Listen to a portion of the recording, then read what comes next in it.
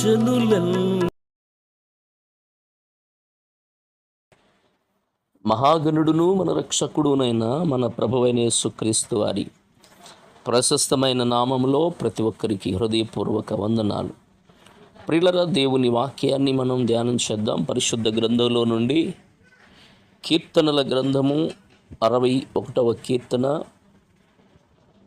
మొదటి శరణం నుండి కొన్ని మాటలు మనం ధ్యానం చేసుకుందాం.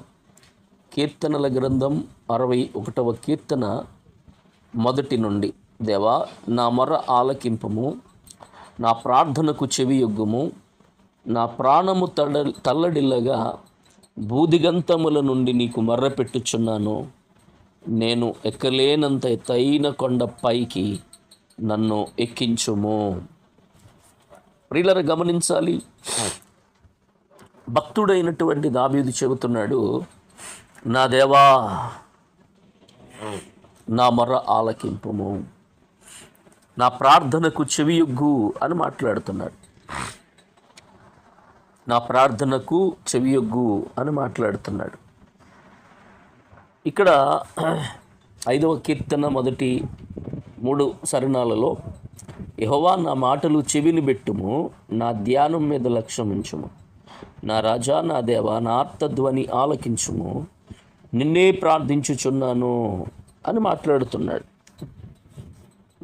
ఇక్కడైతే దేవా నా మొర ఆలకింపు, నా ప్రార్థనకు చెవియొగ్గుము, నా ప్రాణము తల్లడిల్లగా బూదిగంతముల నుండి నీకు మొరపెట్టుచున్నాను. నేను ఎక్కలేనంత ఎత్తైన కొండపైకి నన్ను ఎక్కించు అని మాట్లాడుతున్నాడు. ప్రియులరా, నిజమే, దేవుడు నీ ప్రార్థన వింటాడు. ఆయన నీకు సమాధానం ఇస్తాడు. నీ ప్రాణము తల్లడిల్లుతున్నప్పుడు బూదిగంతముల నుండి నేను నీకు మొర్రపెట్టుచున్నాను. అయ్యా, ఎక్కలేనంత ఎత్తైన కొండపైకి నన్ను ఎక్కించు. కొండెక్కించమని అని అంటుంటే మామూలుగా ఎక్కే కొండలు కాదు. కొండెక్కమనట్లేదు దేవుడు. భక్తుడు నేను కొండెక్కుతాను అంటలేదు. దాని అర్థం ఏంటంటే, ఎక్కలేనంత ఎత్తైన కొండపైకి నన్ను ఎక్కించు అని అంటే ఆ స్థితికి నన్ను తీసుకెళ్ళు అని. అక్షరార్థంగా దీన్ని మనం అర్థం చేసుకోకూడదు. ఆ స్థితికి నన్ను తీసుకెళ్ళు అని దావీదు ప్రార్థన చేస్తున్నాడు. మనం గమనిస్తే కనుక నీ జీవితాల్లో కూడా నువ్వు కూడా ప్రార్థిస్తున్నప్పుడు, అయ్యా నా స్థితి ఇది, నన్ను కూడా బలపరుచు, నన్ను కూడా దీవించు, నా స్థితిని మార్చు అని నువ్వు ప్రార్థించినప్పుడు దేవుడు నీ పరిస్థితిని బట్టి ఆయన తప్పక నీ విషయంలో కార్యము చేస్తాడు. ఆయన అద్భుతమైన కృపను చూపగలడు.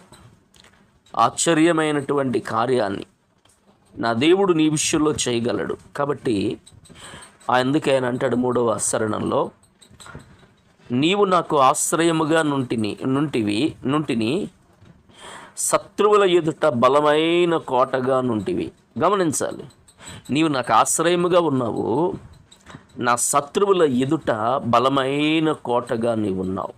కాబట్టి దేవుడెవరు మనకి అని అంటే ఆశ్రయము.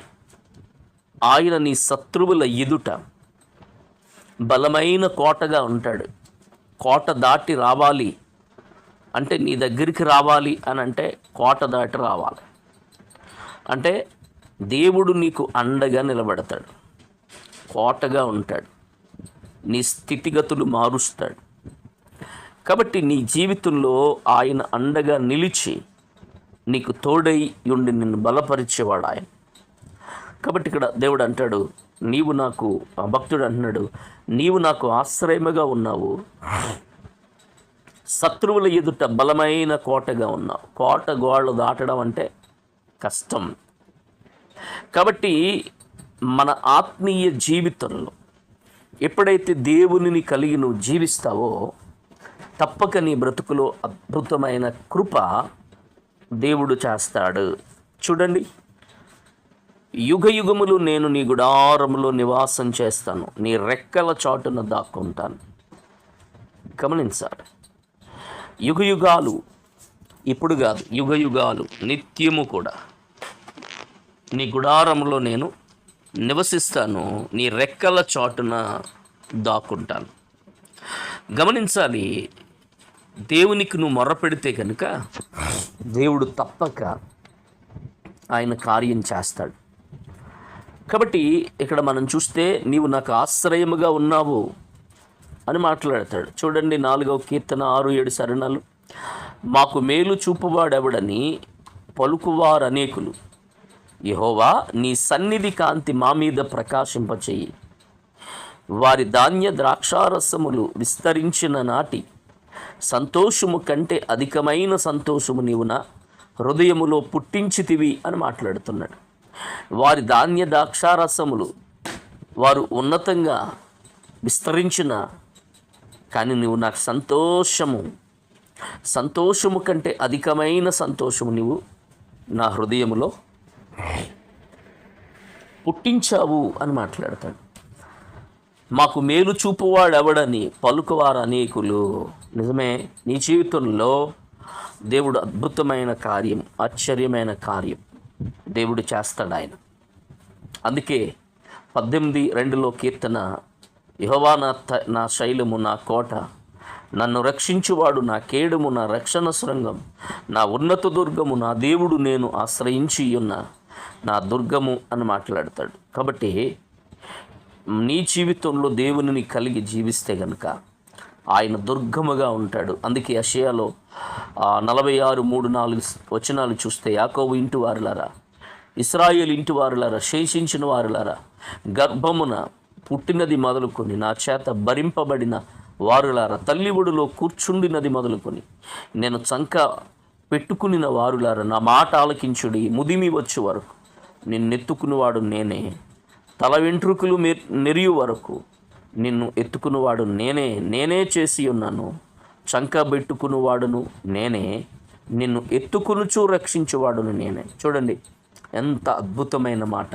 నిజమే, దేవుడు నీకు ఆశ్రయముగా ఉన్నాడు. నీ జీవితంలో మనుషులకి నువ్వు అర్థం కాకపోవచ్చు, మనుషులు నిన్ను పట్టించుకోకపోవచ్చు, మనుషులు నిన్ను చూడకపోవచ్చు, అందరికీ నువ్వు అక్కరలేకపోవచ్చు, కానీ దేవుడు నీ జీవితంలో ఒక అద్భుతమైన కార్యము ఆయన జరిగించేవాడై ఉన్నాడు.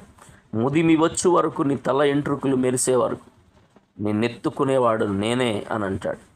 యుగ యుగాలు కూడా ఆయన గుడారములో నివాసం చేస్తాను. అందుకే రూతుతో బోయాజు చెబుతాడు కదా, ఏమన్నా తెలుసా, నీవు చేసిన దానికి ప్రతిఫలం దేవుడు ఇస్తాడు. ఇశ్రాయేలు దేవుడైన యెహోవా రెక్కల క్రింద సురక్షితంగా ఉండడానికి నువ్వు వచ్చావని, ఆయన నీకు సంపూర్ణమైన బహుమానం ఇస్తాడని ఆయన బోయాజు మాట్లాడతాడు రూతుతో. నిజమే, నీ జీవితంలో కూడా ఆయన రెక్కల క్రిందకు నువ్వు వస్తే, ఆయన రెక్కల చాటుకు నువ్వు వస్తే దేవుడు అద్భుతంగా ఆయన కృపనిస్తాడు. మరొక చోట అంటాడు కదా, 57 కీర్తన 1లో, నన్ను కరుణింపు దేవా, నన్ను కరుణింపువు, నేను నీ శరణు జూచి ఉన్నాను. ఈ ఆపదలు తొలగిపో వరకు నీ రెక్కల నీడను శరణు జూచి ఉన్నాను అని అంటాడు.